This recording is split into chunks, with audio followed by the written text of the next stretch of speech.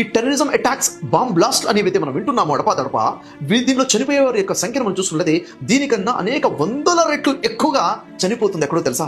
తమ సొంత వాళ్ళు కిరాతకంగా చంపుతున్న మర్డర్ కేసెస్ ద్వారా. వెరీ రీసెంట్ గా కశ్మీర్ పుల్వామా అటాక్ లో చూసాం, 26 మంది చచ్చిపోయారు.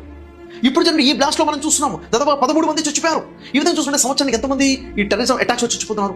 కానీ మీరు గమనించండి, తమ సొంత వాళ్ళ ద్వారా మర్డర్ చేయబడుతున్న వాళ్ళు, చంపబడుతున్న వారు భారతదేశంలో ప్రతి సంవత్సరానికి 30,000 మంది ఉన్నారని నేషనల్ క్రైమ్స్ రికార్డ్స్ బ్యూరో వారు తెలియజేస్తున్నారు. అంటే టెర్రరిజం అటాక్ లో చంపబడుతున్న వాళ్ళతో పోల్చుకుంటే తమ సొంత వాళ్ళతో చంపబడుతున్న వారు ఇంత ఎక్కువ స్థాయిలో ఉండడం అంటే. చూడు, ఇండియాలో చెడిపోయిన వాళ్ళే లెక్చర్ ఇస్తారు, చెడిపోయిన వాళ్ళే పొలిటీషియన్ అవుతారు, చెడిపోయిన వాళ్ళే మనల్ని రూల్ చేస్తారు. అర్థమైందా? జీవితంలో మీరందరూ స్టూడెంట్స్, జూనియర్స్. నేను సీనియర్ కాబట్టి చెప్తున్నాను, జూనియర్స్ ఎప్పుడు స్టూడెంట్స్ గా ఉండాలి. ఎవరు ఏం చెప్పినా, లెక్చరర్ ఏం చెప్పినా అర్థం చేసుకోవాలి. ఎప్పుడు జీవితంలో స్టూడెంట్ గానే ఉండు, లెక్చరర్ అవ్వకు. ఓకే? మరి నువ్వెందుకన్నా లెక్చర్ ఇస్తున్నావు?